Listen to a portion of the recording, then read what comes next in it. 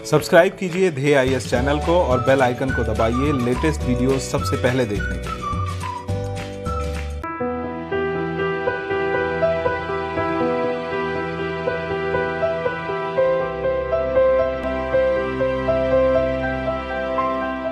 नमस्कार, मैं सुनील वर्मा ध्येय आईएएस टीम की ओर से आपका स्वागत करता हूं ध्येय टीवी पर।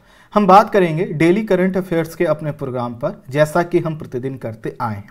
आज की वीडियो में मैं दो टॉपिक कवर कर रहा हूं। पहला जो टॉपिक है, इसमें हम बात करेंगे तिब्बत के विषय में, समझने का प्रयास करेंगे कि तिब्बत का मुद्दा क्या है, तिब्बत के मुद्दे पर अमेरिका का क्या रुख रहा है और हाल के समय में तिब्बत के संदर्भ में अमेरिकी दिलचस्पी क्यों बढ़ी है, इसको समझेंगे। इस दिलचस्पी के कारण अमेरिका ने कुछ कदम उठाए हैं, उन कदमों से कैसे इस क्षेत्र में तनाव बढ़ रहा है उसको भी समझेंगे और भारत का जो रुख है उसको भी स्पष्ट करने का प्रयास करेंगे। वहीं जो दूसरी खबर है उसमें हम बात करेंगे अमेरिका और सोमालिया के संबंध पर और समझेंगे कि सोमालिया के संदर्भ में अमेरिका ने कौन सा निर्णय लिया है। आइए इन्हीं दोनों खबरों को एक एक करके विश्लेषित करते हैं। सबसे पहले हम बात करेंगे तिब्बत के विषय में। तिब्बत पर आए उससे पहले थोड़ा सा आप शक्तियों के जो केंद्र हैं उसको समझिए। एक शक्ति का केंद्र आपको यहाँ पर दिखाई देगा अमेरिका के रूप में, दूसरा आपको रूस के संदर्भ में दिखाई देगा, तीसरा चाइना के संदर्भ में दिखाई देगा, चौथा इंडिया के रूप में दिखाई देगा। नो डाउट यहाँ पर यह जो यूरोप है ये भी एक शक्ति का केंद्र है, इधर कनाडा है ये भी एक शक्ति का केंद्र है। हम सभी शक्तियों को डिस्कस नहीं कर रहे। हमारा मोटो यहाँ पर यह है कि जो तिब्बत से जुड़े हुए मुद्दे हैं इसको थोड़ा हम समझें।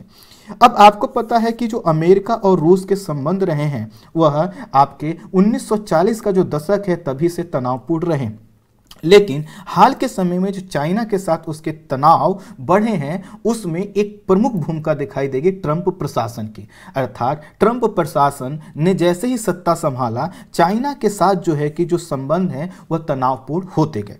अब इस तनावपूर्ण होती परिस्थिति में अमेरिका हर वह कदम उठाने का प्रयास कर रहा है जिससे वह चाइना को काउंटर कर सके या रोक सके। प्रतिक्रिया चीन की तरफ से भी होती है, लेकिन अमेरिका के पास कुछ ऐसे विकल्प हैं जिनके माध्यम से वह बार बार जो है कि चाइना को रोकता है। चाहे हांगकांग का मुद्दा हो या फिर तिब्बत का मुद्दा, कुछ ऐसे ही मुद्दे हैं। इन मुद्दों में जो है कि अमेरिका जिन शब्दों का प्रयोग करता है वह है मानवाधिकार का मुद्दा। लेकिन आपको पता है कि जो अमेरिका है इसके लिए जो मानवाधिकार का मुद्दा है वह हर क्षेत्र के लिए अलग अलग होता है। यह मानवाधिकार के हनन के आरोप खुद अमेरिका पर भी लगते हैं, लेकिन हमें यह समझना है कि आखिर अमेरिका की रुचि यह तिब्बत में क्यों बढ़ रही है। उसको समझने के लिए थोड़ा सा इंडिया का मैप देखिए। इंडिया का अगर ये मैप आप देख पा रहे होंगे तो यह है आपका तिब्बत वाला क्षेत्र, और यह जो तिब्बत वाला क्षेत्र है इसी के संदर्भ में बहुत से महत्वपूर्ण निर्णय हाल के समय में लिए गए हैं। उसी को हम टेस्ट के माध्यम से थोड़ा समझने का प्रयास करते हैं। बीच बीच में मैं बताते चलूंगा कि आखिर अमेरिका की रुचि है क्या। तिब्बत चीन के दक्षिण पश्चिम में एक पठारी क्षेत्र है जो कि इस समय चीन के कब्जे में है। शब्द देखिए क्या है, चीन के कब्जे में है, जिसे चीन अपना अभिन्न अंग बताता है। लेकिन जो तिब्बत के लोग हैं उनका कहना है कि यह क्षेत्र एक स्वायत्त और स्वतंत्र देश हुआ करता था और चीन ने अपनी सैन्य ताकत के आधार पर इस पर कब्जा किया है और इसी के कारण हम कह रहे हैं इस पर जो है कि चीन का कब्जा है। तिब्बत का जो क्षेत्रफल है लगभग 24 लाख वर्ग किलोमीटर का है और यह चीन के टोटल जो क्षेत्रफल है उसका 1/4 है। अर्थात चीन के 1/4 हिस्से पर क्या है, तिब्बत का विस्तार है। अगर वह एक स्वतंत्र देश हो तो काफी बड़ा देश एक जो है कि निकल कर आएगा। एक समय ऐसा था जब तिब्बत क्या था, संप्रभु देश था, उसकी अपनी खुद की सेना थी जो कि अभी नहीं है, और इसकी तिब्बत की पूरी अपनी एक देश के रूप में प्रशासनिक व्यवस्था थी। जैसे अगर बैकग्राउंड में देखें तो 763 ईस्वी में तिब्बत की सेना ने इतनी मजबूत थी कि उसने चीन पर कब्जा कर लिया था, लगभग आधे चीन पर, और तिब्बत की सरकार चीन से टैक्स वसूलती थी।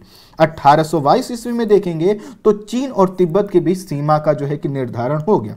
लेकिन जब 4वीं शताब्दी में बौद्ध धर्म का प्रवेश तिब्बत में हुआ तो जो तिब्बत के लोग हैं उनकी जो रुचि है वह राजनीतिक के बजाय धार्मिक होती चली गई।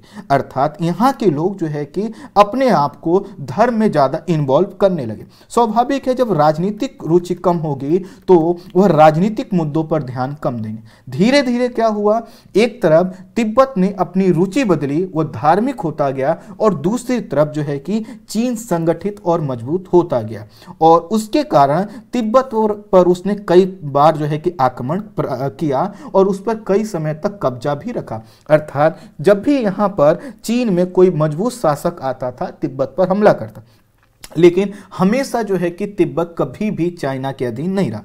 लेकिन अगर हम देखें तो 1940 के जो दशक है इसके बाद परिस्थितियां बदलने लगती हैं, और यहाँ ध्यान देना है कि 1940 के दशक से पहले किसी भी चीनी शासक ने यह नहीं कहा था कि तिब्बत जो है कि चीन का हिस्सा है। लेकिन 1949 में आपको पता है कि पीपल्स रिपब्लिक ऑफ चाइना अर्थात PRC जो है कि आती है, और एक जो है कि कम्युनिस्ट सरकार जो है कि चीन में स्थापित होती है।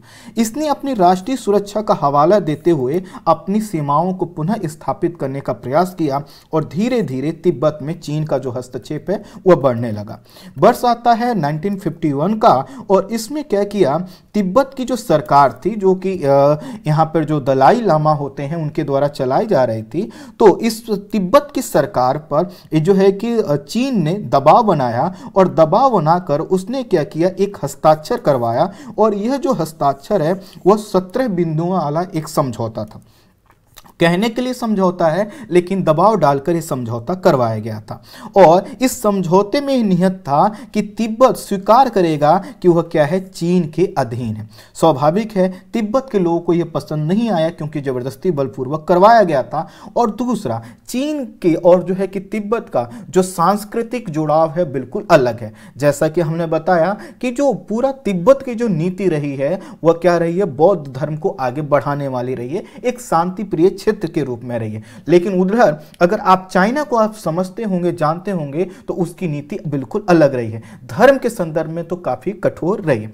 कुल मिलाकर चीन ने जो यहाँ पर इस प्रकार के कदम उठाए, और उन कदमों में यह था कि उसने क्या किया, सांस्कृतिक कत्लेआम किया। जी हाँ, आपने सही सुना, सांस्कृतिक कत्लेआम का मतलब है कि उसने कुछ धर्म विशेष के लोगों को टारगेट करना प्रारंभ किया, और इसके वजह से सांस्कृतिक नरसंहार की घटना भी आपको वहां पर देखने को मिलेंगे। तिब्बत के लोग जो है कि इसको अपने ऊपर एक अत्याचार के रूप में ले रहे थे, और उन्होंने इससे दुखी होकर अर्थात 1951 में यह जो समझौता करवाया था, उसके बाद चाइना ने जो अपना यहाँ पर प्रभाव बढ़ाया, यहाँ पर जो धर्म विशेष के लोगों को टारगेट करना प्रारंभ किया, इससे दुखी होकर 1959 में चीन की सरकार को उखाड़ फेंकने का एक असफल प्रयास जो है कि तिब्बत के लोगों के द्वारा किया गया। स्वाभाविक है कि शब्द ही जब असफल है तो क्या हुआ, इस विद्रोह को कुचल दिया गया, और तिब्बत के जो आध्यात्मिक नेता दलाई लामा थे इनको भी जान का खतरा उत्पन्न हो गया। फलस्वरूप दलाई लामा अपने जो है कि 80,000 समर्थकों के साथ वह भारत की शरण में। अब देखिए यहीं से क्या होता है, अमेरिका की जो एक यहाँ पर जो नीति है उसको हम देख सकते हैं। अब कहा यह जाता है कि कई सोर्स में यह देखने को मिलता है कि जब दलाई लामा इंडिया आना चाहते थे तो CIA जो अमेरिका की एक एजेंसी है उसने गुपचुप रुख से जो है कि हमारे प्रथम जो प्रधानमंत्री जवाहरलाल नेहरू जी थे उनसे संपर्क किया, और उनसे यह कहा कि अगर आप क्या करते हैं, दलाई लामा को अपने यहाँ शरण देते हैं, तो भविष्य में आप तिब्बत के आधार पर चाइना को काउंटर कर सकते हैं। हमें नहीं पता कि असलियत क्या है, आखिर नेहरू के दिमाग में क्या चल रहा था, लेकिन हमने क्या किया, इनको शरण दी। और भारत के संदर्भ में अगर जो प्रमुख किताबें हैं उसमें देखा जाए तो भारत ने यह कहा कि हम जो इस प्रकार की आइडियोलॉजी से बिलोंग करते हैं कि कोई अगर हमसे शरण मांगता है तो हम शरण देंगे, भले इसका खामियाजा कुछ भी हो। खैर 1959 के बाद जो है कि चूंकि जब दलाई लामा वहां से चले आए तो तिब्बत में क्या हुआ, एक वैक्यूम क्रिएट हुआ और साथ ही साथ चाइना ने कहा कि नहीं, अब हमें यहाँ पर अपना जो हस्तक्षेप है उसको बढ़ाना है और यहाँ पर पकड़ जो है कि चीन ने अपनी बढ़ानी प्रारंभ कर दी। और यह पकड़ का ही नतीजा है या उसके सैन्य दमन का ही नतीजा है कि आज भी तिब्बत में भाषण, धर्म और प्रेस की स्वतंत्रता नहीं है। दलाई लामा ने भारत आने के बाद क्या किया, हिमाचल प्रदेश से सटे मैक्लोडगंज में जो है कि एक सरकार की स्थापना की, जो कि आपको यहाँ पर स्क्रीन पर लिखा है और इसे बोला जाता है सेंट्रल तिब्बतन प्रशासन, CTA।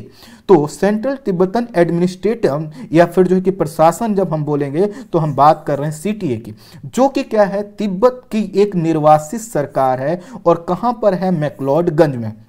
इसके पास सेना और पुलिस को अगर छोड़ दें तो सभी विभाग और मंत्रालय हैं और दलाई लामा जो कि एक आध्यात्मिक नेता हैं, इनके पथ प्रदर्शक के रूप में माने जाते हैं। इसमें प्रधानमंत्री का पद होता है जो इस सरकार है तिब्बत के निवासी, गृह मंत्री होते हैं, विदेश मंत्री, सभी पद शामिल होते हैं। प्रधानमंत्री पद को यहाँ पर जो तिब्बती भाषा में सिक्योंग कहा जाता है और वर्तमान में इस पद पर लॉन्गसांग सांगे हैं और यह जो है कि दार्जिलिंग भारत के हैं, अर्थात जो तिब्बती निर्वासित सरकार है उसके जो प्रधानमंत्री हैं जिनको सिक्योंग कहा जाता है वो है लॉन्गसांग सांगे। और यहां पर ये जो तिब्बती प्रशासन है इसके महत्वपूर्ण 11 देशों में इनके कार्यकाल। ये जो तिब्बती सरकार है एक सदनीय लोकतांत्रिक सरकार है और इसमें जो होते हैं 44 मेंबर होते हैं और प्रत्येक जो है कि 5 साल पर इनका चुनाव होता है। ये जो संसद है हर रूप में तिब्बत वापस लौटने का प्रयास करती है। हालांकि जो युवा वर्ग है वो तिब्बत को पूरी तरह स्वतंत्र देखना चाहता है, लेकिन यह जो सरकार है, निर्वासित सरकार है, इसको रियलिटी पता है कि अब पूरी तरह से जो है कि स्वतंत्रता जो है कि चाइना नहीं देगा, लेकिन वह चाहते हैं कि उनको इतनी स्वतंत्रता, इतनी स्वायत्तता जरूर मिले जिससे वह अपने धार्मिक और सांस्कृतिक जो मूल्य हैं उनको बचा सके। 1959, 1961 और 1965 में जो तिब्बत का मुद्दा है संयुक्त राष्ट्र संघ में ये उठ चुका है, लेकिन बहुत कुछ नहीं हुआ। अमेरिका की जो नीति रही है अगर इस समय देखें तो वह यह रही है कि वह तिब्बत के मुद्दे पर किसी भी तरह से चाइना को एकदम सामने खड़े होकर रोकने वाला नहीं रहा। अब हुआ क्या कि जब दलाई लामा ने जो है कि यहाँ पर 1963 में जो है कि प्रजातंत्री संविधान का प्रारूप रखा और 1987 में दलाई लामा ने 5 सूत्री शांति योजना यूनाइटेड स्टेट कांग्रेस के सामने पेश किया और इसमें इन्होंने मांग की थी। मांग जो की थी उसी को अब क्या कर रहा है अमेरिका दूसरे रूप में प्रेजेंट कर रहा है या उसी के आधार पर कदम उठा रहा है, उसको हमें समझना। इन्होंने कहा कि पूरे तिब्बत को एक शांति क्षेत्र में परिवर्तित कर दिया जाए, दलाई लामा जी ने कहा। दूसरा, चीन की जनसंख्या स्थानांतरण नीति को पूरी तरह से छोड़ा जाए, क्योंकि चीन क्या कर रहा है अन्य क्षेत्रों से लोगों को लाकर यहां पर बसा रहा। तिब्बतियों के आधारभूत मानवीय जो अधिकार हैं, चाहे स्वतंत्रता का मुद्दा हो या फिर समानता का मुद्दा हो या इनकी जो प्रजातंत्री स्वतंत्रता की भावना का क्या किया जाए, सम्मान किया जाए, अर्थात इनको उसी तरह से ट्रीट किया जाए जैसे चाइना अपने लोगों के करता। और साथ ही साथ इन्होंने मांग की कि तिब्बत के जो प्राकृतिक पर्यावरण है इनका पुनर्स्थापना किया जाए, अर्थात जो यहाँ पर परिवर्तन कर दिए गए हैं उनको क्या किया जाए, रिप्लेस किया जाए, संरक्षण किया जाए और यह जो तिब्बत है इसको परमाणु कूड़ेदान ना बनाया जाए, क्योंकि क्या होता है कि जो भी परमाणु अपशिष्ट होते हैं चाइना के वो यहीं पर डंप करता है और इसके कारण यह जो है कि परमाणु अपशिष्ट निपटान का विश्व का सबसे बड़ा केंद्र बन गया है। स्वाभाविक है जब परमाणु अपशिष्ट का निपटान किया जाएगा तो वहाँ का जो पूरा इन्वायरमेंट है, चाहे आप वहाँ का एयर ले लीजिए, चाहे वहाँ का जो है कि आप ग्राउंड वाटर ले लीजिए, सभी क्या चीज़ें पोल्यूटेड होंगी। उसके लिए जंगलों को काटा जाएगा, नदियाँ प्रदूषित होंगी, बहुत सारी की चीज़ें। अब पांचवा जो उन्होंने मांग रखा था कि तिब्बत के भविष्य की स्थिति और चीनियों के साथ उनके संबंध के विषय में गंभीर बातचीत शुरू की जाए। इन्होंने बातचीत की बात रखी। दलाई लामा चूंकि आपको पता है शांति और अहिंसा पर भरोसा रखते हैं और इसी के कारण 1989 में उन्हें नोबेल शांति पुरस्कार से सम्मानित किया गया। अब हुआ क्या है कि जब भी ये मुद्दा भारत के सामने आता है तो भारत ने हमेशा इस मुद्दे पर गंभीरता और परिपक्वता का जो है कि सिम्टम दिखाए हैं या फिर अपनी भावना प्रदर्शित की। बात यह है कि यहाँ पर गंभीरता और परिपक्वता का मुद्दा ये है कि चाइना के साथ जो है कि क्या करते हैं, हम बाउंड्री शेयर करते हैं। अमेरिका जो दूर बैठा हुआ देश है उसके संदर्भ में ये पॉसिबल है कि किसी भी प्रकार का कदम उठा सकता है। दूसरा, अमेरिका के संदर्भ में ये भी पॉसिबल है कि वह फ्रंट पर आकर क्या कर सकता है, चाइना को नुकसान पहुंचा सकता है। लेकिन भारत ने हमेशा जो है कि इस मुद्दे को काफी संतुलित तरीके से डील करने का प्रयास किया। हमारे यहाँ जो निर्वासित सरकार है उसको यह कहा गया है कि ठीक है, आप तिब्बत के मुद्दे को आप बात करना चाहते हैं, मुद्दा उठाना चाहते हैं, आप उठाते रहिए, हम आपको नहीं रोकेंगे। हमने उनको जमीन दी है, सभी तरह की व्यवस्थाएं दी हैं, लेकिन हमने उनसे यह भी कह रखा है कि आप भारत की भूमि का किसी भी तरह से उपयोग चाइना के अगेंस्ट में नहीं करें। दूसरा, हमेशा भारत का मानना यह रहा है कि यह जो मुद्दा है इसमें जो है कि चीन का इन्वॉल्व होना और जो है कि तिब्बत और चीन और साथ ही साथ संयुक्त राष्ट्र का जो शामिल होना एक प्रमुख महत्वपूर्ण मुद्दा बन सकता है। अर्थात भारत हमेशा ये प्रयास करता है कि जो भी ये मुद्दा है इसका समाधान बातचीत के माध्यम से निकाला जाए, क्योंकि अब इस समाधान का तरीका ये नहीं हो सकता कि कोई दूसरी शक्ति जो है कि किसी को फोर्स करके ऐसा करवाए, क्योंकि चाइना की भी कंडीशन इतनी कमजोर नहीं है कि अमेरिका दबाव डाल के ऐसा करवा लेगा। इसलिए इस पूरे मुद्दे पर हमेशा भारत का स्टैंड यह रहता है कि जो भी प्रक्रिया अपनाई जाए बातचीत के माध्यम से इस मुद्दे का समाधान किया जाए। दूसरी तरफ अगर आप देखेंगे तो हमारे यहाँ के वर्तमान जो प्रधानमंत्री हैं, हमारे यहाँ के जो गृह मंत्री हैं, विदेश मंत्री हैं, वो हमेशा जो है कि जो दलाई लामा है या जो यहाँ की निर्वासित सरकार है उससे एक डिस्टेंस मेंटेन करके रखते हैं। डिस्टेंस मेंटेन करके इसलिए रखते हैं ताकि चाइना कभी ये ना कहे कि वह जो भारत क्या कर रहा है उसके आंतरिक मुद्दों में, जिसको आंतरिक मुद्दा मानता है तिब्बत को, उसके आंतरिक मुद्दे में हस्तक्षेप कर रहा है। तो कुल मिलाकर भारत का जो दृष्टिकोण रहा है काफी सुलझा। लेकिन अमेरिका जो है कि जैसे कि हम प्रारंभ ही बता रहे हैं कि जब दलाई लामा भारत में आ रहे थे तभी से उसकी नज़र है कि किसी भी तरह से जब हमें चाइना को टारगेट करना हो तो तिब्बत के मुद्दे को उठा देना है, और इस कारण वो तिब्बत के मुद्दे को समय समय पर उठाता रहा है और चीन से इसका जो समाधान करने की अपील भी करता है। लेकिन अब जो है अपील क्या हो चुकी है, एक टकराव के रूप में बदल चुकी है। कुछ माह पहले अमेरिका ने आधिकारिक तौर पर घोषणा किया था कि तिब्बत की निर्वासित सरकार की कुछ फंडिंग करेगा। यह पहला अवसर था जब अमेरिका की सरकार ने कहा कि हम निर्वासित सरकार की फंडिंग करेंगे। निर्वासित सरकार की फंडिंग करने का मतलब आप समझते हैं कि चाइना के अगेंस्ट में एक जो सरकार है उसको क्या करना, मजबूत करना। इसी के तहत अमेरिका ने लगभग $1 मिलियन की सहायता केंद्रीय तिब्बती प्रशासन अर्थात सीटीओ को दिया था। फंड ये का जो ट्रांसफर किया गया था यह किया गया था अमेरिका की United state agency for international development द्वारा किया गया था। इससे पहले जो अमेरिकी एनजीओ थे, संगठन थे, लोग तो मदद करते आए थे, लेकिन सरकार के द्वारा प्रत्यक्ष रूप से इस प्रकार की मदद नहीं की जा रही थी। अब इसी समय जब इस प्रकार की सहायता की बात हुई तो तिब्बत के जो निर्वासित सरकार के प्रधानमंत्री हैं लॉब्संग सांगे, उन्होंने कहा था कि इससे सहायता का रास्ता खुला है और भविष्य में बड़ी सहायता मिलेगी भी, और इनको बड़ी सहायता मिल भी गई है। अब यह एक तो कदम इन्होंने ये उठाया कि कहा कि हम क्या करेंगे, जो निर्वासित सरकार है उसको हम जो है कि फंडिंग करेंगे। दूसरा, इससे पहले ही अमेरिका उन चीनी नागरिकों और सरकार के अधिकारियों के वीजा कैंसिल कर चुका है जो तिब्बती लोगों के विषय में गलत सूचना फैलाते हैं या तिब्बती लोगों के मानवाधिकार का हनन करते हैं। अब देखिए यहाँ पर जो है कि अमेरिका ने क्या किया, मानवाधिकार का मुद्दा उठा दिया। यहाँ पर एक चीज समझिएगा कि यह जो मानवाधिकार का मुद्दा है अमेरिका अपने हिसाब से डील करता है। ऐसा नहीं कि मानवाधिकार का मुद्दा सिर्फ जो है कि तिब्बत के संदर्भ में कहीं और नहीं है, हर जगह है। लेकिन अमेरिका ने पहले से ही सोच रखा है कि मानवाधिकार के मुद्दे के आधार पर वो चाइना को टारगेट कर सकता है, चाहे उइगर मुस्लिम समुदाय का मुद्दा हो, तिब्बत समुदाय का मुद्दा हो, हांगकांग का मुद्दा हो या फिर ताइवान का मुद्दा हो, हर जगह वो क्या करता है, इसको लेकर आगे बढ़ता है।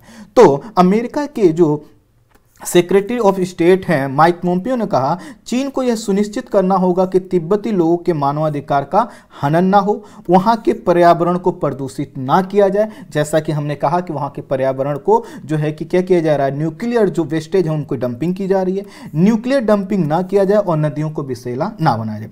तो यहाँ पर यह जो वीजा कैंसिल करने की बात थी, इस पर दोनों देशों के बीच में काफी तनाव उत्पन्न हुआ था, और इस तनाव के कारण जो है कि कुछ अमेरिकी तिब्बती जो ऑफिशियल्स पर भी प्रतिबंध लगाए थे चाइना ने, क्योंकि पहले क्या किया, अमेरिका ने ऐसा किया, रिएक्ट में जो है कि चाइना ने भी है। तो उसके बाद क्या हुआ है, कुछ और चीजें हुई ये है कि वॉशिंगटन और बीजिंग के बीच जो बढ़ते तनाव हैं, इस तनाव में क्या हुआ है, संयुक्त राज्य अमेरिका ने हाल ही में एक वरिष्ठ मानवाधिकार अधिकारी रॉबर्ट डेस्ट्रो, जो लोकतंत्र के लिए राज्य सचिव हैं, मानवाधिकार के मुद्दे और श्रम के मुद्दे को देखेंगे, ये तिब्बती मुद्दों के लिए एक विशेष समन्वयक के रूप में नियुक्त किया। अब विशेष समन्वयक बना देने का मुद्दा यह है कि यह जो रॉबर्ट डेस्ट्रो हैं, हमेशा यह देखेंगे कि आखिर चाइना क्या कर रहा है तिब्बत में, और तिब्बत के मुद्दे को कैसे अमेरिका जिस तरह से आगे बढ़ाना चाहता है बढ़ रहा है या नहीं। तो कई आधार होंगे। पहले क्या था, कोई ऐसा ऑफिशियल नहीं था जिसके माध्यम से हमेशा एक रोड मैप देखा जा सके या फिर एक देखा जा सके कब क्या हो रहा। लेकिन अब क्या हुआ, जब एक विशेष समन्वयक है तो वही क्या करेगा, हर चीज को देखना। तो यहां पर जब भी चाइना कुछ भी तिब्बत में करने का प्रयास करेगा या तिब्बत के लोगों की कोई आपत्ति जैसे ही सामने आएगी, यह क्या होंगे, इंटरफियर करेंगे चाइना के मुद्दों। अब स्वाभाविक है चाइना से क्या होगा, इससे टकराव बढ़ेगा, क्योंकि बार बार चाइना यह कहता आया है कि यह ठीक नहीं है। अभी जो है कि अमेरिकी विदेश मंत्री माइक पोम्पियो ने इस जो है कि इसकी घोषणा की थी कि हम ऐसा कर रहे हैं। अभी कुछ दिन पहले ही, मतलब कुछ दिन का पता है, कुछ ही दिन पहले ही अमेरिका ने क्या किया था कि यह जो निर्वासित सरकार है, इसके कुछ ऑफिशियल को अपने व्हाइट हाउस में बुलाया और व्हाइट हाउस में बुलाकर उनसे जो है कि तिब्बत के मुद्दे पर बातचीत की। तो यहाँ पर जो चाइना हमेशा विरोध करता है जिस चीज का, उसी चीज को क्या किया है, अमेरिका ने उठाया है कदम, या फिर उसी तरफ जो है कि आगे बढ़ रहा है। अभी जो विशेष समन्वयक बनाए गए हैं, इनकी जो भूमिका होगी वह होगी पीपल्स रिपब्लिक ऑफ चाइना और दलाई लामा या उनके प्रतिनिधियों के बीच संवाद को बढ़ावा देने की। अब एक तरफ जो है कि चाइना यह कहता है कि हम इनसे बात ही नहीं करेंगे, और यह जो अधिकारी नियुक्त किए गए हैं, इनकी जिम्मेदारी क्या है, संवाद को बढ़ावा देना और अमेरिकी प्रयासों का नेतृत्व करेंगे। अर्थात जो अमेरिका यहाँ पर चाहता है कि तिब्बत के मुद्दे को चाइना सुलझाए, उसको क्या करेंगे, कंटिन्यूस करेंगे। और ये भी, यह ऑफिशियल का ये भी जो है कि चुनौती होगी या फिर इनके कार्य में सौंपा गया है कि ये क्या करें, तिब्बतियों की जो अद्वितीय धार्मिक संस्कृति रही है, इनकी जो भाषाई पहचान रही है, इसकी रक्षा की जाए, क्योंकि यह चाइना पर आरोप लगता है कि वो क्या करता है, सांस्कृतिक जनसंहार करता है। साथ ही साथ जो मानवाधिकार का मुद्दा है वो भी बना हुआ। तो पहला कदम क्या हुआ, ये उठाया गया। दूसरा, मैंने आपको बताया ही कि कुछ समय पहले क्या हुआ था, तिब्बत तक जो है कि राजनयिक पहुंच हो सके, इसको रोकने के लिए क्या किया था, कुछ जो है कि वीजा जो है कि कुछ अधिकारियों पर प्रतिबंधित कर दिया था।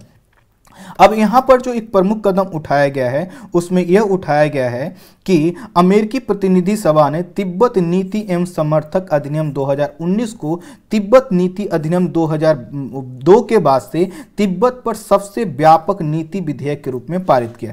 अभी जो सोमवार रात को हुआ है, वह सोमवार को क्या हुआ है, the Tibetan policy and support act, इसको बोला जाता है TPSC एक्ट 2020 को क्या किया है, पारित कर दिया है।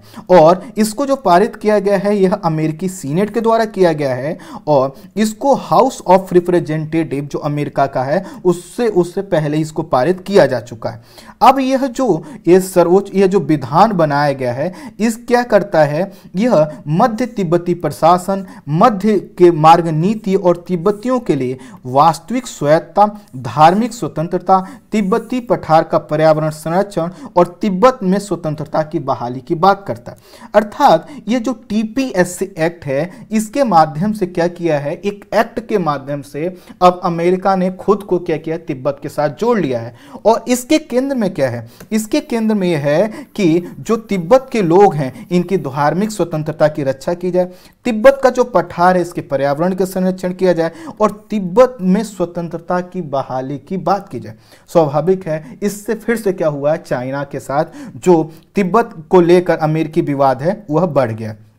अब इसके साथ साथ तिब्बत में जो है कि यहाँ पर अमेरिका यह चाहता है कि वह आगे बढ़े, और साथ ही साथ ये जो बिल है, इसमें कहा गया है कि लासा जो तिब्बत की एक समय राजधानी हुआ करती थी, इसमें वाणिज्यिक दूतावास की स्थापना का आदेश दिया गया।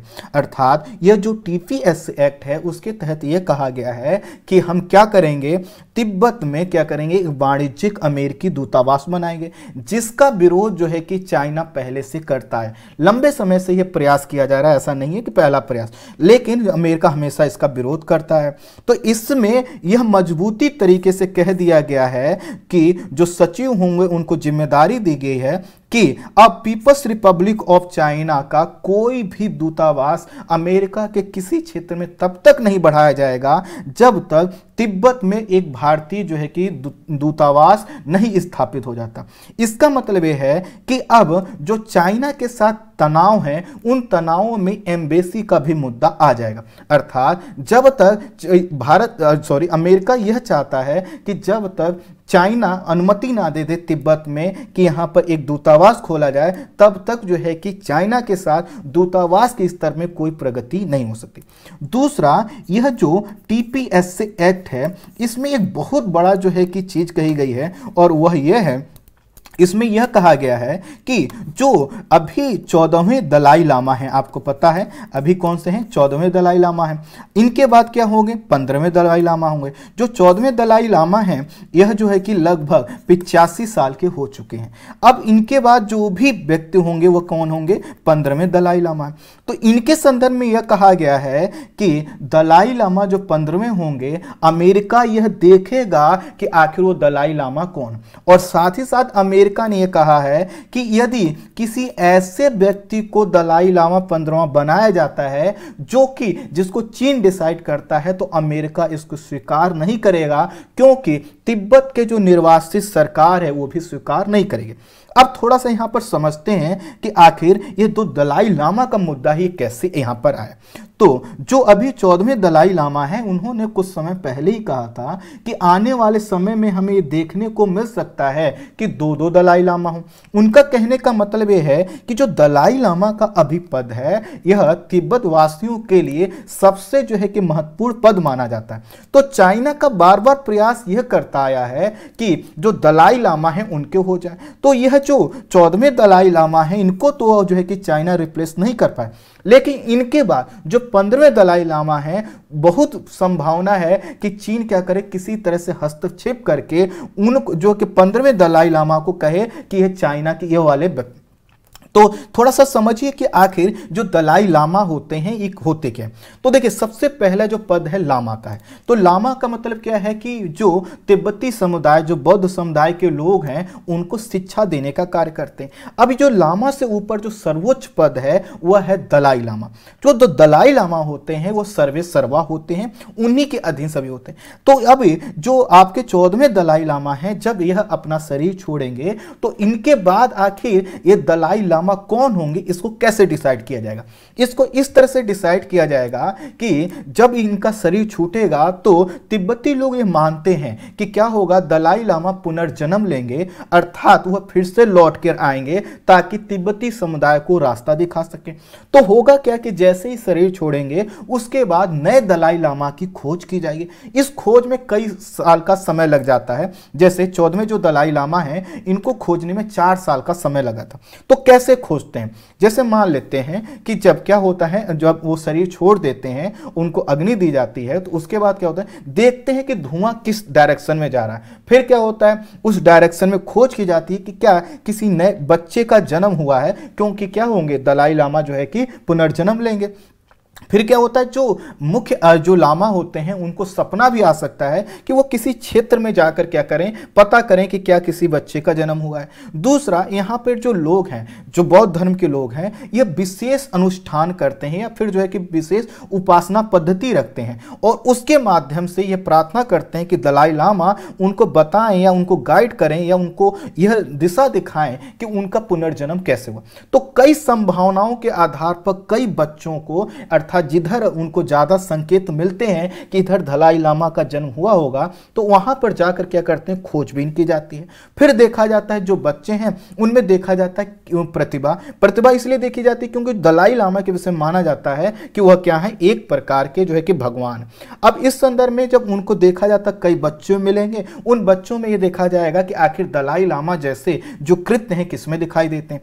फिर ये जो पुराने दलाई लामा हैं इनकी कुछ चीजें दिखाई जाएंगे, फिर वो देखेंगे कि अच्छे जो बच्चा है वो कैसे रिएक्ट करता है, और जब सभी चीजों को देख लेंगे उनको लग जाएगा जैसे उनका कोई चीज है जिसको उन्होंने यूज किया हो और उसको देखते ही पकड़ लें, या फिर जैसा व्यवहार वो पहले करते आए बच्चा भी ऐसा करे तो क्या वो संभावना निकल जाए। तो कई प्रकार के जब ऐसे बच्चे मिलते हैं, फिर कई एक प्रकार का कंपटीशन होता है, कई तरह के मानकों के आधार पर परीक्षण करके तब बताया जाता है कि हमें दलाई लामा मिल गए। अब ये जो दलाई लामा मिलेंगे इनको क्या किया जाएगा, बौद्ध शिक्षा दी जाएगी, और फिर इनको कुछ समय बाद क्या किया जाएगा, इनको सब कुछ सौंप दिया जाएगा। तो ये होता है दलाई लामा। अब जो 15वें दलाई लामा है, यह क्या होगा, जब इनको खोजा जाएगा तो कई बार जो तिब्बत की निर्वासित सरकार है इसको डर रहता है कि कहीं चाइना क्या ना करे कि अपना कोई दलाई लामा हम पर थोप दे। तो इसी के कारण यह जो बिल है इसमें जो तिब्बत के लोगों की एक चिंता थी उसको दूर करने का प्रयास किया गया।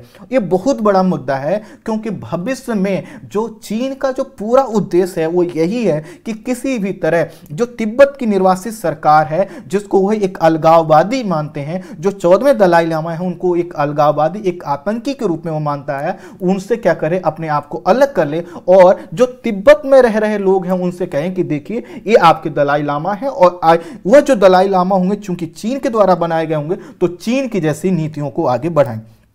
तो ये सभी चीजें इसमें की गई हैं। अब यह जो विधेयक लाए गए हैं, जो टीपीएससी एक्ट लाया गया है, इसमें यह कहा गया है कि पीपल्स रिपब्लिक ऑफ चाइना की सरकार दलाई लामा या उनके प्रतिनिधियों या तिब्बत पर बातचीत के समझौते के लिए लोकतांत्रिक रूप से चुने गए नेताओं के बीच बिना किसी शर्त के ठोस संवाद को क्या करे, बढ़ावा देगी। अर्थात अमेरिका हमेशा यह देखेगा कि कहीं ऐसा तो नहीं किया जा रहा कि जैसे पहले 17 सूत्री समझौते पर हस्ताक्षर करा लिया गया था फिर से कुछ ऐसा, तो क्या होगा, ठोस संवाद को बढ़ावा देने की अमेरिकी की प्रतिबद्धता भी यहां पर दिखाई गई है। और इसी के साथ साथ यह भी कहा गया है कि जो बहुपक्षीय प्रयास हैं उनमें क्या करेगा, अमेरिका हमेशा समन्वय का प्रयास करेगा, अर्थात तिब्बती लोगों की जो आकांक्षाएं हैं, इनका जो ऐतिहासिक, सांस्कृतिक, धार्मिक, भाषाई पहचान है उसको सुनिश्चित करने का प्रयास करें। कुल मिलाकर अगर चाइना भविष्य में कोई कदम उठाता है कि वह जो है कि तिब्बत में कोई बहुत बड़ा बदलाव करता है और उन सभी में कहीं भी तिब्बती समुदाय का कोई मुद्दा आता है, अमेरिका को अधिकार होगा कि उस पर कार्य करे, क्योंकि उसके पास क्या आ चुका, विधेयक आ चुका है।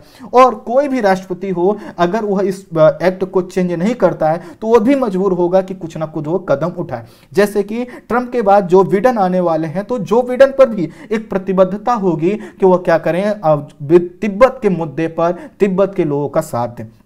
इसी के साथ साथ जो मानवाधिकार का मुद्दा है वो तो हमेशा उठता ही रहा है। तिब्बत के पर्यावरण और जल संसाधनों के संरक्षण करने का मुद्दा भी फिर से इस एक्ट के माध्यम से रखा गया है। और इसी के साथ साथ जो सांस्कृतिक और ऐतिहासिक संरक्षण है, जो स्वास्थ्य का मुद्दा है, जो शिक्षा और पर्यावरण स्थिरता का मुद्दा है, जो सतत विकास का मुद्दा है, इसको भी आधार बनाकर अब अमेरिका क्या करेगा, तिब्बत की चीजों को ओवरव्यू करेगा। और स्वाभाविक है चाइना इसको अपने अगेंस्ट ले, तो इसीलिए चाइना ने इस पर प्रतिक्रिया दी है और उसने कहा है कि वह उन अधिकारियों पर प्रतिबंध लगा रहा है जिसने टीपीएससी एक्ट को बनवाने में मदद की है, और उन पर प्रतिबंध लगाकर क्या कर रहा है, उसने अपनी प्रतिक्रिया दी है।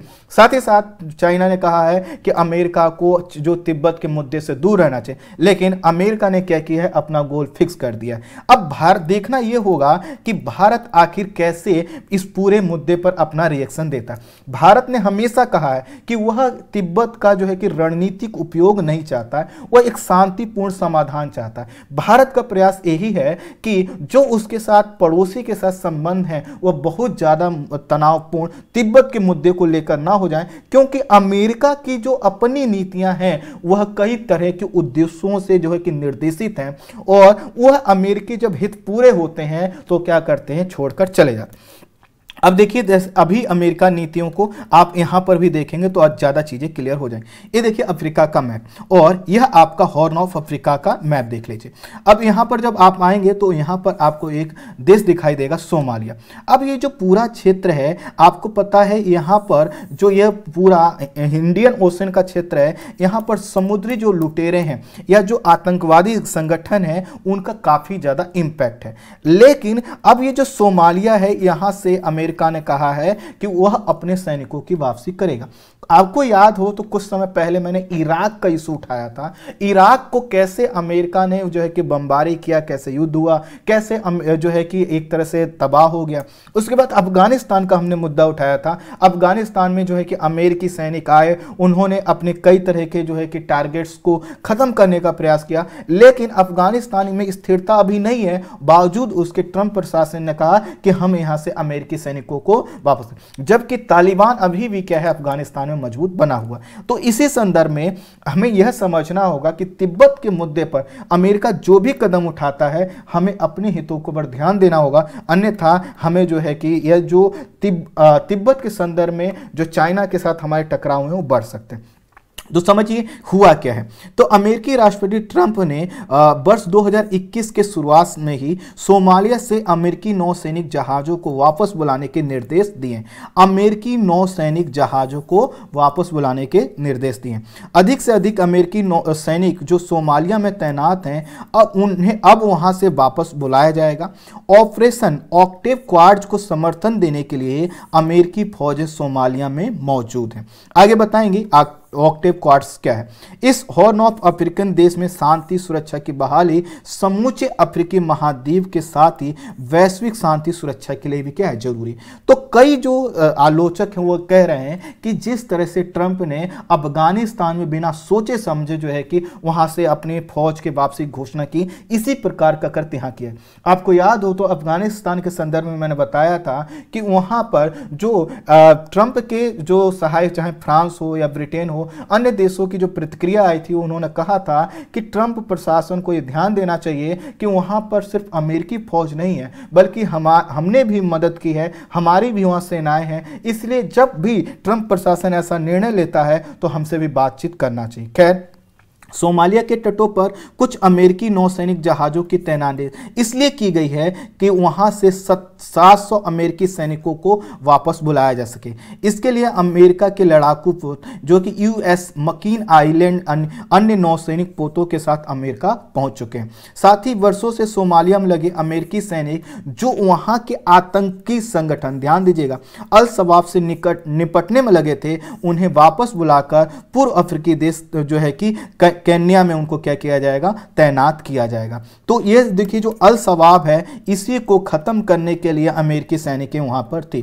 जिन 700 अमेरिकी सैनिकों को सोमालिया से हटाने का निर्णय लिया गया है उन्हें केन्या या जिबूती में जो है कि बहाल किया जाएगा और इसकी पुष्टि भी हो चुकी है। तो अमेरिका का जो ट्रंप प्रशासन है वह यह चाहता है कि जनवरी 2021 के मध्य से इराक और अफगानिस्तान में जो अमेरिकी सैनिक हैं, जैसा कि हमने बताया, उनको भी वहां से कम करने का निर्णय लिया। तो थोड़ा सा अल शबाब की हिंसक जो गतिविधियां हैं इनको समझिए, क्यों यह कहा जा रहा है कि ट्रंप प्रशासन ने सही निर्णय नहीं लिया। सोमालिया से संचालित उपद्रवी आतंकवादी संगठन अल शबाब मुख्य रूप से हॉर्न ऑफ अफ्रीका अर्थात पूर्वी अफ्रीका में सक्रिय है। वर्ष 2012 में एक बहुराष्ट्रीय आतंकवादी संगठन अल कायदा के साथ अल शबाब के विलय ने इसकी ताकत को बढ़ा दिया था। जनवरी 2020 को सोमालिया से संचालित आतंकवादी संगठन लामू के पास केन्याई सैन्य अड्डे पर हमला किया गया, जिसमें केन्या में तैनात एक अमेरिकी सैनिक की मौत हो गई थी। उसका जो निशाना था वह था केन्या के समुद्र तट पर खड़ा जो पास एक मंडा खाड़ी थी और यहाँ पर संयुक्त राज्य अमेरिका का एक अग्रिम टोही अड्डा है, इस पर हमला करने का उसका उद्देश्य था।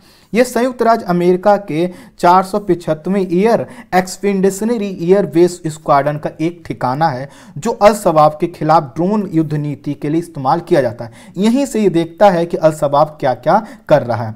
अल शबाब के कुछ दूसरे हमले अगर हम देखें तो 2010 में कंपाला युगांडा में अल शबाब के हमले में 74 लोगों की डेथ हो गई थी। 2013 में केन्या में शॉपिंग मॉल पर हमले में 67 लोगों की डेथ हो गई थी। अलकायदा द्वारा 1998 में तंजानिया और केन्या में अमेरिकी दूतावासों में कुख्यात धमाके के बाद अल शबाब ने 2015 में केन्या के गरिसा शहर में जो है कि बड़ा हमला किया था और इसमें 147 लोगों की डेथ हो गई। इसके अलावा अल शबाब तेजी से अपनी गतिविधियों को परिष्कृत और अत्याधुनिक तकनीकी उपकरणों का इस्तेमाल भी करता आया है। 15 अक्टूबर 2017 को अपने सबसे घातक हमले में ड्रग जो है कि एक डबल ट्रक बमबारी से अल शबाब ने लगभग 320 लोगों की जान ले ली थी। जाहिर तौर पर यह जो अल शबाब की तकनीकी है या जो उसकी हिंसक प्रवृत्ति है वो काफ़ी इसी पूरे क्षेत्र के लिए घातक है। अगर अल शबाब जो है कि इस पूरे क्षेत्र पर जो सोमालीलैंड है या जो यहाँ के समीपवर्ती क्षेत्र है यहाँ पर मजबूत होता है तो पूरे क्षेत्र के लिए जो है कि दिक्कत खड़ी हो सकती है। अल शबाब असल में अलकायदा और इसके जो सहयोगी हैं अल शबाब के समर्थन पाने के अलावा अल शबाब ने केन्या भर में प्रतिबंधित चीनी कारोबार किया है। अर्थात यहाँ पर जो है कि जो भी एक्टिविटियां हैं इलीगल एक्टिविटी इनके द्वारा की जाती है। इसने चारकोल निर्यात पर संयुक्त राष्ट्र के प्रतिबंध के बावजूद 2012 से चारकोल के अवैध कारोबार से भारी कमाई की है। मतलब चारकोल का मतलब होता है ना जैसे कोलतार जिसको आप बोलते हैं, इसको इंग्लिश में बिटुमेन बोलते हैं जो कि रोड बनाने का काम होता है, इसका ही व्यापार कर। इसके अलावा ये समुद्री डकैती, अपहरण, उगाही, स्थानीय कारोबार और किसानों से ही जो है कि पैसा की वसूली करते हैं। हालांकि आतंकवाद को समुद्री डकैती से गठबंधन नहीं करना चाहिए क्योंकि समुद्री डकैती अपने आप में एक अलग धंधा है, लेकिन फिर भी इनकी जो गतिविधियां हैं उसमें सभी चीजें शामिल होती हैं। तो थोड़ा सा अल शबाब के विषय में आप जान लीजिए। अल शबाब इस्लाम के सबसे कट्टर रूप को मानता है। इसका इस्लाम सऊदी अरब वाला वहाबी इस्लाम है। इस्लाम सोमालिया की राजधानी मोगादिशु पर 2006 में यूनियन ऑफ इस्लामिक कोर्ट्स का कब्जा था। ये असल में शरिया अदालतों का संगठन था। कट्टर इस्लामिक कानूनों को मानने पर उसका जोर था। इसी यूनियन ऑफ इस्लामिक कोर्ट्स की जो कट्टरपंथी युवा शाखा है इसी का नाम है अल शबाब। अमेरिका और ब्रिटेन दोनों ही अल शबाब को आतंकवादी संगठन करार देते हुए इसको प्रतिबंधित कर चुके हैं और इस्लामिक स्टेट, अल कायदा और नाइजीरिया के जो बोको हराम है उसके साथ भी इसके रिश्ते देखे गए। ऐसे संदर्भ में अगर सोचिए क्या होता है, कहीं यह जो पूरा क्षेत्र है यह अल शबाब के अगर कब्जे में आ जाता है तो कितनी बड़ी चुनौतियां उत्पन्न हो सकती। इसीलिए कहा जा रहा है कि अमेरिकी जो हित होते हैं वो सिर्फ अपने हितों से रेगुलेट होते हैं। अमेरिका जो भी कदम उठाता है उसका उद्देश्य ही होता है कि अमेरिका का वहां फायदा होना चाहिए या फिर किसी दुश्मन को उसको कमजोर करना होना चाहिए, जैसे कि तिब्बत के संदर्भ में वह कर रहा। तिब्बत का जो मुद्दा है उसमें सभी लोगों की संवेदनाएं हैं। हमारा भी मानना है कि तिब्बत के लोगों को आज़ादी मिले, उनको स्वतंत्रता मिले, वह एक शांतिपूर्ण जीवन अपने हिसाब से, अपनी धार्मिक स्वतंत्रता के हिसाब से चला सके। लेकिन हमें यहाँ ये भी समझना होगा कि जो अमेरिका की पूरी डिप्लोमेसी रही है उसकी सच्चाई क्या है, वह किस तरह से एक क्षेत्र का मुद्दा बनाकर अपने एक काउंटर, एक प्रतिद्वंदी को टारगेट करना चाहता है और उस टारगेट करने के क्रम में जो तनाव बढ़ेगा उस तनाव में भारत की भूमिका क्या हो सकती है। तो इस वीडियो में इतना ही। Thank you so much.